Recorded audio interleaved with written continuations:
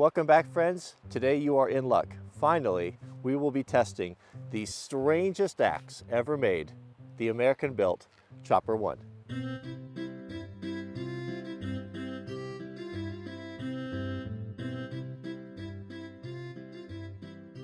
So let's take a look at this very unusual splitting axe. I was a little surprised when I did a little research on this. First off, this is not a product endorsement from the company. I don't have any affiliation with them. This was sent to me by my good friend Ken, who just, actually, without a doubt, this is the most requested video that I recall in recent memory. I don't know, there has been like a recent resurgence of interest in this axe. Anyway, so as I was doing a little research on this, I had seen these before years ago, and I thought that it was a very, very old design because I saw vintage models of this for sale on eBay in different places. So when I looked into it, I found out it was actually invented in 1975. By a guy in his backyard who was trying to find a better way. Of course, you know, everyone has always tried to find an easier way of splitting firewood, and he came up with this very unique design. Sold it in major department stores for years and years, and I think in the late 80s just quit doing it. And with the resurgence of the interest or the internet and interest from folks, he got back into the business and he's producing it again. So you can buy these things brand new, as well as replacement parts, handles, all of those things on his website. I was surprised. I thought it was just a vintage thing from days gone by, but it's not. It's really not that old. So what is it for and how does it work? Well, if you look here, it's got these two spring-loaded arms that as the blade of the axe enters the round, it's supposed to flip out and blast those pieces of that cordwood apart, to crack those and to split those apart and to shoot them out and give you more force. Well, does it work? Is this a legitimate tool, or is this another gimmick like so many of these splitting devices that have come across that we've all seen? No punches will be pulled on the Chopper 1 test. We have a very gnarled and mean piece of ponderosa pine here. It's so mean it wouldn't even burn. I had to drag it out of the slash pile with my tractor. Look, it's all covered in char. It's fireproof. It couldn't even be touched by that. So we'll take a couple rounds out of here with the saw and see what happens when we turn the Chopper 1 loose on it.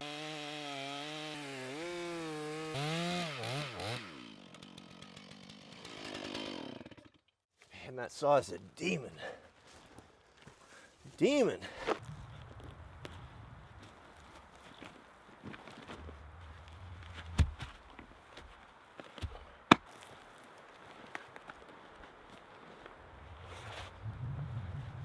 Big, nasty, heavy, gnarled, wet wood. Old. Okay, now we got a good chopping block. I think we're ready for the Chopper 1. You guys ready? Okay, so I even took the moment to read the Chopper 1 instructions, and it said rather than go in the traditional pie method, that it works best to do the sides, to work around the sides and then split the middle in half. And that's fine. So what we're looking for today is a couple things. Well, does it split? Obviously. Does it get stuck in the wood? How does it feel to swing? How's the weight feel? And is it effective, and how does it hold up? So we'll just jump into it. You guys ready? We'll get some slow motion, a couple slow motion ones going here in a minute. All right, let's see. Over the head. Take a look at that. So this is very interesting. So look what happened here. So as the axe went in, the wings did engage here. However, they came out too soon and they prevented the axe from going in any further. Look at that. They're stopped up hard against the wood. Why did they deploy early? See, look at that. Look at that. Oh, I see. Okay. So it just didn't go in deep enough. So this is what it's supposed to do. So look, there's a lip on there. So that is supposed to prevent that from going in any further. And then this portion here engages, pushes it out. So let's try that again here, up close. See if I can hit the same spot. Oh, all right. That worked pretty good. All right, we're learning together here. Learning together. All right, let's see. Okay.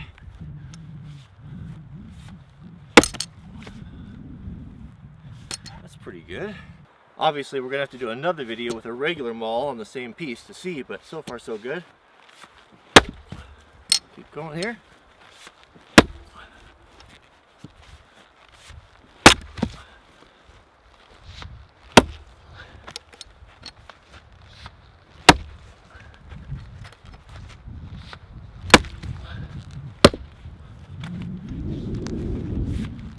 It's a heavy axe.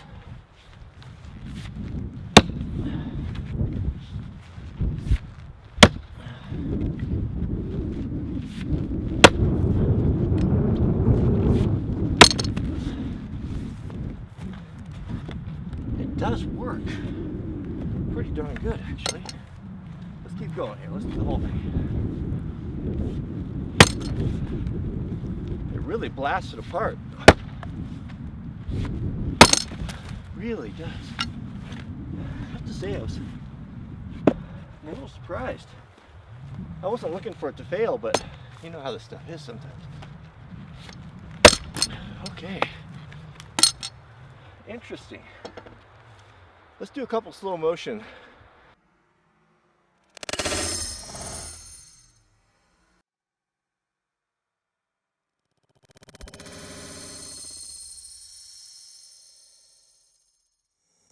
So what did we learn today, and what's my take on the Chopper 1 axe?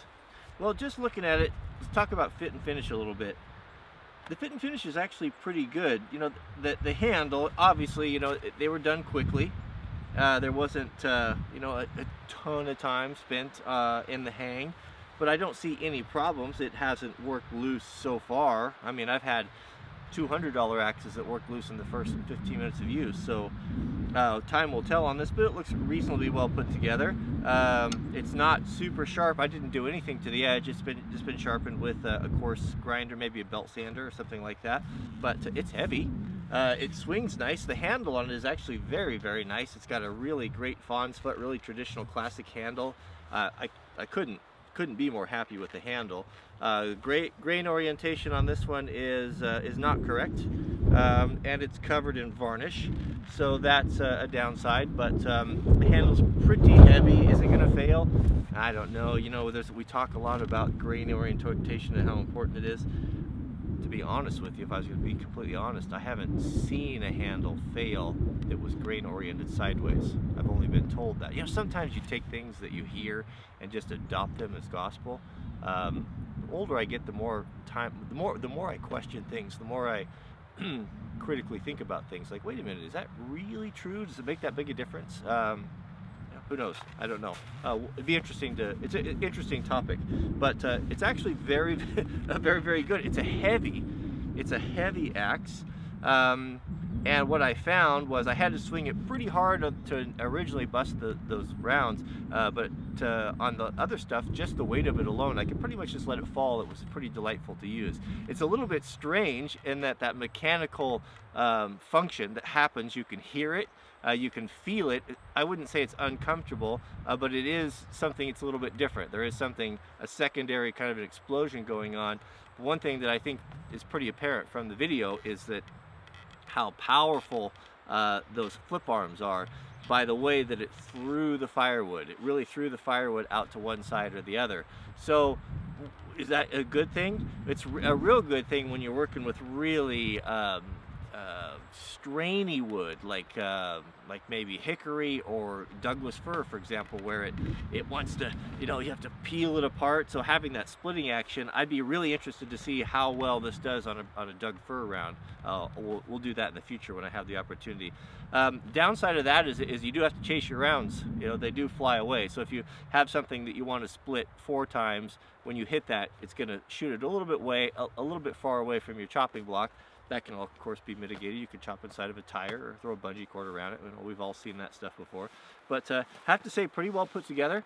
And it seemed to work really good. Really good on this.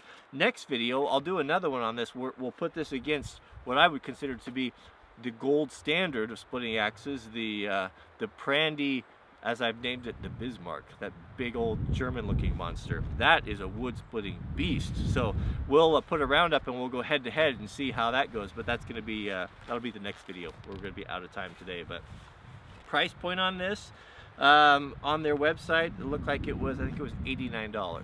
The other thing that was kind of cool though is they sell replacement parts for it, so you could buy springs and pins and all that sort of thing. So yeah, if you're looking for one, I think it's good. I wouldn't buy one just yet. Let's wait and see how it does against the Bismarck, the traditional big brute of a monster splitter. And if it comes out on top, you know, that might be a good option. The price, what did I say, $89, $90. So again, this is not a product endorsement. This was sent to me by a friend of mine who just had a curiosity, wanted to get my take on it. But I have to say that I am pleasantly surprised. It's actually pretty decent so far. All right, stay tuned. Next video, we'll go head to head with the Bismarck, and then we'll really find out what it's made of. Thanks for watching, and we'll see you guys on the next video.